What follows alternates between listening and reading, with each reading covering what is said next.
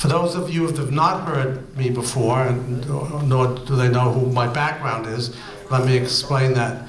Howard Shurda is my name. It's on, I don't know if it's on the page actually. It is? Great, okay, good. And my background is I graduated Harvard College, have a degree in psychology, sociology, and cultural anthropology. Went to Korea in the Air Force, served there. Came back and went to Columbia Graduate Business School, have a master's in international business from there. And then worked at a number of jobs, eventually spending most of my work time at the IBM Corporation, where I worked for 30 years in IBM, yes, for in marketing, management, and in education. I own their stock. Well, that's not such a good idea. But the fact is that for the last 8 years I've been doing this because, as I've told the story before, my daughter was pushing me to write my autobiography. Daughters sometimes are proud of their fathers, and she was obviously proud of me and wanted to hear more about my past, which she didn't know about. And that prompted me to develop something where I found that people were interested in some of the stories I had to tell, and I developed a presentation where people, and one of the prime places I came, frankly, was here, which is about 6 or 7 years ago. And some people in the audience had some wonderful stories to tell, and that had propelled me to develop it to go to a lot of other locations. And it was a very lovely, wonderful event. It was how to write your autobiography. And maybe I'll do that again here one day, because it's a very warm kind of presentation, because the audience does have a world of experience and maturity and many, many, many warm, wonderful stories. And I found that telling a story begets a story in return. And that's why I developed that. It's very wonderful for the audiences and for myself as well. But then I developed other talks and so forth. And so, but I've been doing this now, as I said, for 8 years. This is one of the topics that I developed because and I first started this, obviously, when the 21st century dawned, which is now 5 years ago, right? Or 4 years or 5 years, however you count it. And it still has validity because change is permanent, you know. We feel that sometimes things are standing still, but as we all know, unfortunately, at this stage of the game, we're in a very, very, very speeded up world. I mean, we are seeing things happen before our eyes that have never, ever been happening like they've been happening. I only count, well, we can just look at 2 or 3 things, such as what happened at the World Trade Centers in 2001, and what happened in New Orleans and southern coast. I mean, a whole city devastated. That's never happened in this country before from a natural event. People have fought wars and destroyed cities, bombings and so forth, but never such a natural event. Then we had the tsunami happen, which was before that, where 200,000 people died. These are cataclysmic events. And it's really a very rapidly changing world and fearful world to a large extent. And that's where we are.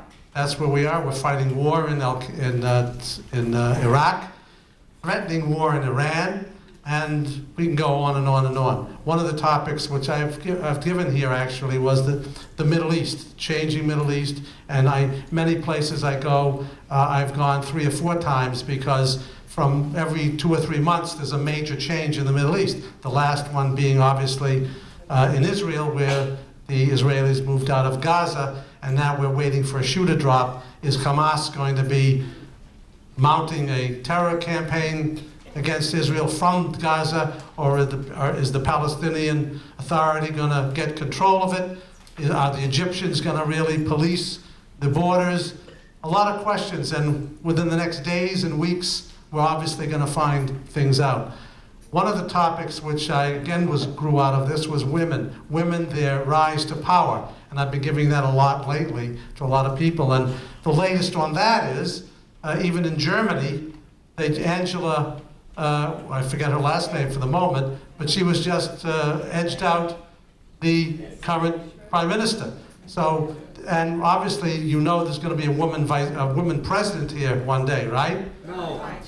So the point is, they just came out with a movie, right? Didn't they? Which will be showing in all the major theaters about or on television. It's on television, excuse me. But it's on about a woman vice president. We know we have Hillary Clinton, and we have Condoleezza Rice. We have women who have really come to the top.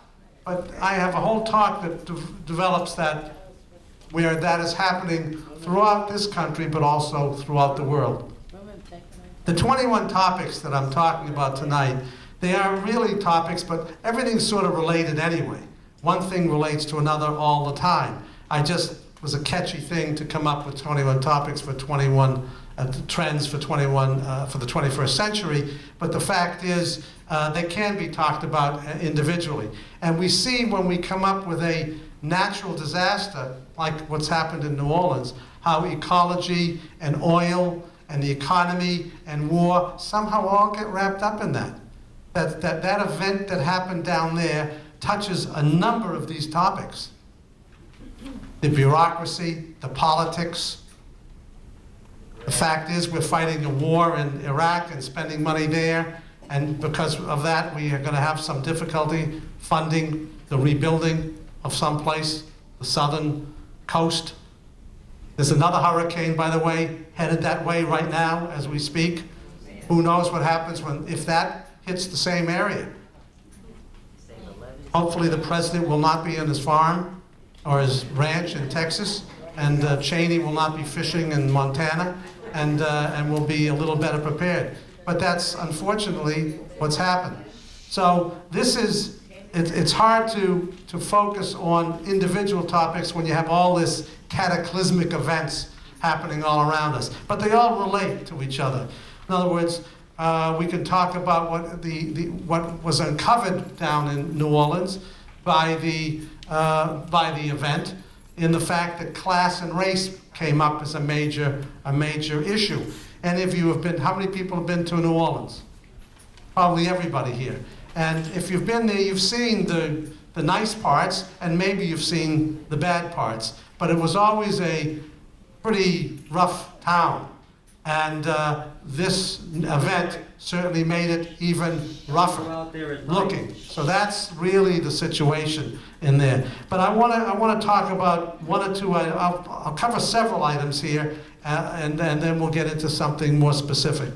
Politically, internationally, nationally, we all know we've been through this, and we're through it every day. What the U.S. is against the world is against the U.S. The Democrats and the Republicans, they're battling. We have the Supreme Court nominee, Chief Justice, now being grilled by Congress, and he'll be now probably, John Roberts, the new Chief Justice. So that enters politics, but it also enters a topic about women's rights, right? Because Roe v. Wade has been talked about continually in that particular congressional hearings and questionings of John Roberts. The fact is that all of these things seem to combine into much of the same thing. Even immigration, as an example, which is up until these events have happened, is probably the hottest topic in this country. Legal and illegal immigration. But it's an interesting fact what happened in New Orleans. There were like 300,000 illegal immigrants there, they're now counting, 300,000. And they didn't show up in the centers. They were not the people that we're trying to airlift, that we're trying to get buses for and try to get water for. Where'd they go? They disappeared because they don't want to be found, right?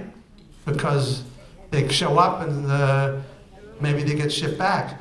So they've all disappeared, and they went into the rest of the country and found jobs. They are the people finding jobs, not looking for handouts because they are afraid to, for that matter. And they're the ones finding jobs because two things were in their favor. One, they're used to hardship and looking around the corner and being on their toes about things. And so they got out of New Orleans. And they are finding homes and jobs in all the rest of the illegal immigrant community and the Spanish community have absorbed them. have found housing for them and found jobs for them. Interesting. Little side effect. They are really acting like the original Americans, like your parents and your grandparents who came over here, and somehow the government didn't hand them anything, did they? I don't think so. I don't think they got handed anything. But they relied on family, friends, right? And their own ethnic organizations to get into jobs and to find housing. Even they had to double up and triple up. They're used to that when they first came here. And that's what these people have done. It's a little hidden thing that is just now being revealed, that these people just got absorbed by the people that wanted to help them. And the rest of the people, obviously, we know the suffering that they have been going through. But that's major issue is immigration. It shows you one of two things. One, it shows you that we're not stopping illegal immigration, that is not being done. And a lot of people do not want to stop it because this economy would collapse without illegal immigration. Something that doesn't get discussed very much, but that's the truth. Because if you look at the home building in this country, in Texas, in Arizona, in Utah, in Nevada, in Florida, and right here in New York, all of them are illegal immigrants that are doing that work. Number one, they're getting, I don't know what their pay scales are, but they certainly are there doing the work that Americans don't want to do. A gentleman next to me, doctor, is just tore down his house. He had a beautiful house. He just tore it down, and it is being rebuilt. And on 2 occasions, I had to go over there to discuss something because we border each other. I couldn't find a person there to speak to. Not one spoke English. They're not native like you and I to America, but they're doing a beautiful job. Now, they could not do that job. They could not have done that business, could not have been created and accomplished without illegal immigrants. So there's a pro and a con on immigration, all right? The fact is that is a very, very big topic and one of the 21 trends, and that is immigration is not stopping. It's not stopping here, and it's not stopping in Europe, and it's not stopping in Asia. In Europe, you have immigration from East Europe, but mostly you have it from the Islamic countries, Turkey, and the northern tier in Africa. Spain, Italy, France, Germany, tremendous populations and growing of illegal immigrants from those countries. This is now creating a religious problem. It is solving some economic issues because to do the lower rung of work, Americans don't do that, nor do Germans, nor do French people. It's the immigrants that do that work. We have mostly South Americans, Guatemalan, Colombian, Mexicans. Those are the people coming here. And they have been absorbed, they get absorbed in this culture, so to speak. They do, even though they're illegal, many of them do get absorbed. They go to the schools. As a matter of fact, the school systems permit and actually encourage any child, whether they're legal or illegal, to enter their schools, even the colleges. They even get scholarships in many states, illegal immigrants. The fact is, once a parent comes here and a child is born, the child becomes an American citizen, okay? This does not happen in Europe. They do not get absorbed in Europe. It's a separate culture and a separate world in Europe. And that has led to dissension and a split in their social structure. It is a major problem. And as that population grows in Europe, that creates another problem because there becomes a religious problem in Europe. You may be or may not be aware that in Europe, the Christian population is very secular, more secular than this country. This country has more church going and synagogue going and religious activities going, and in our government, which is a plus, and there's some minus aspects of here between the breakdown between the wall between church and state.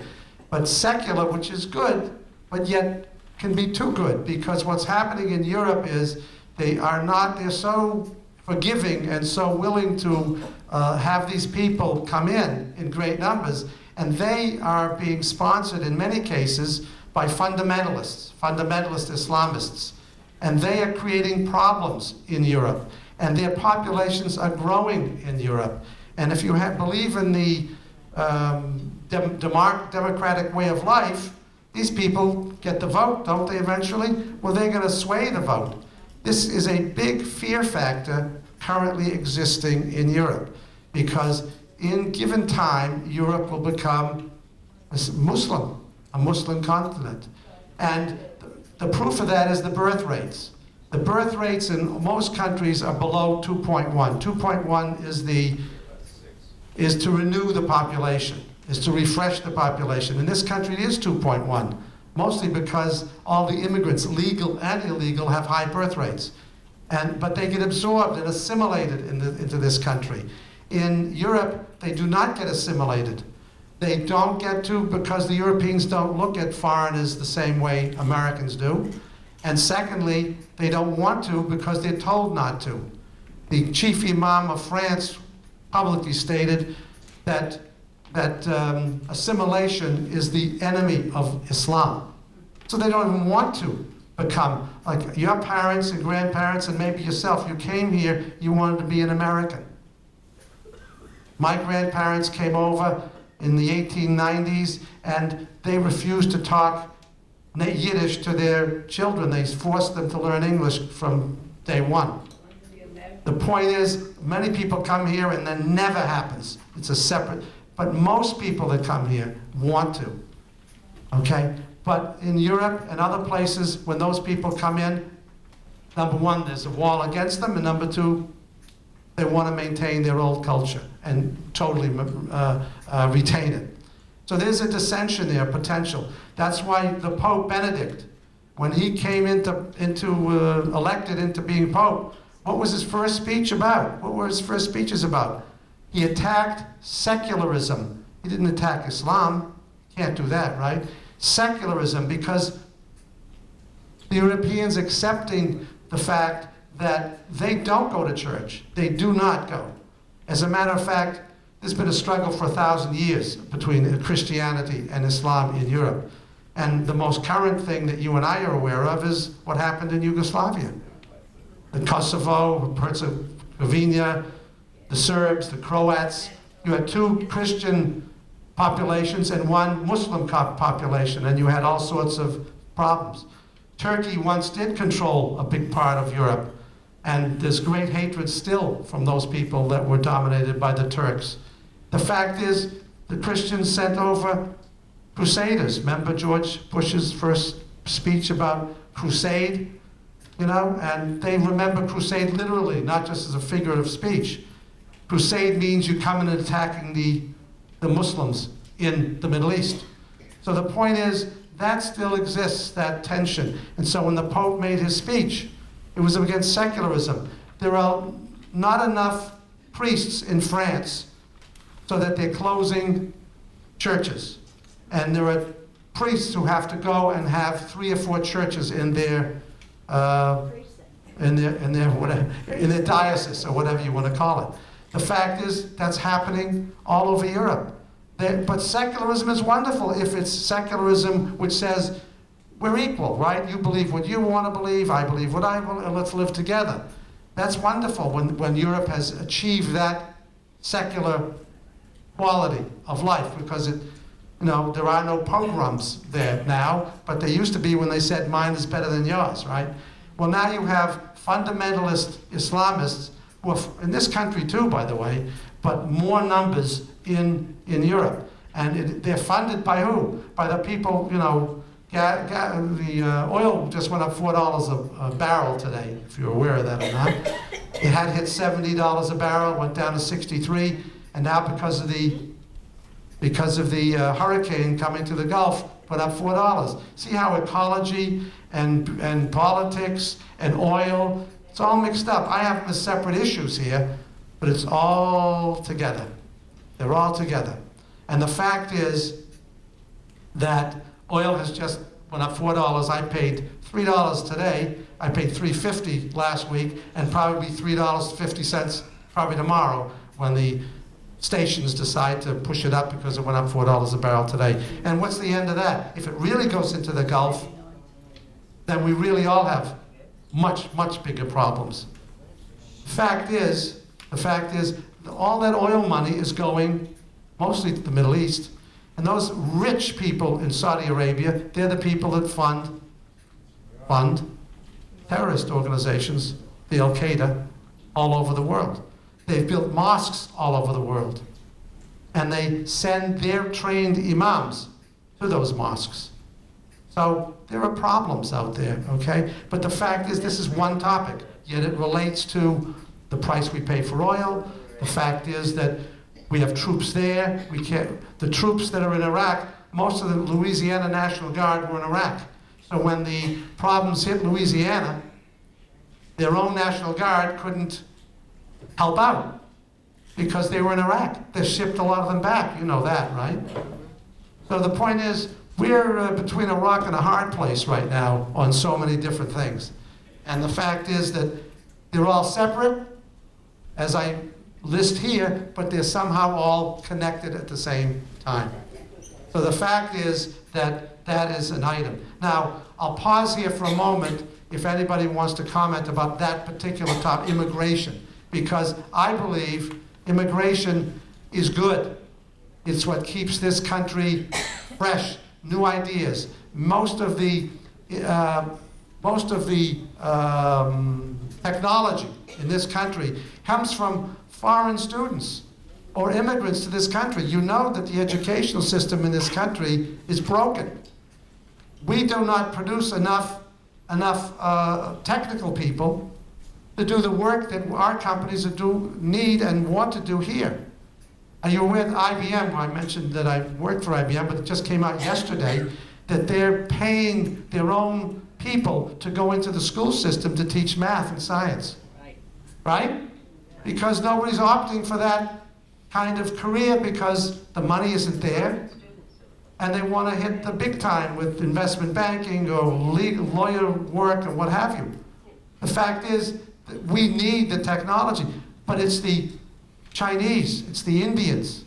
Those are the people that have more people graduating in the sciences than we do.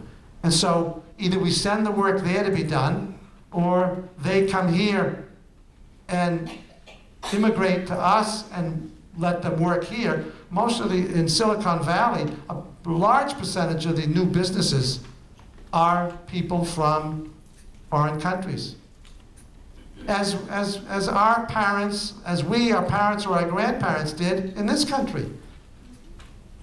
They came here and wanted to make it, and they wanted to get ahead. And that's what those do. But you have to have an education today to do that. Just can't open a store. Just can't do it with hard labor. It's mental labor. And our school systems do not work. I have an individual item here about school systems.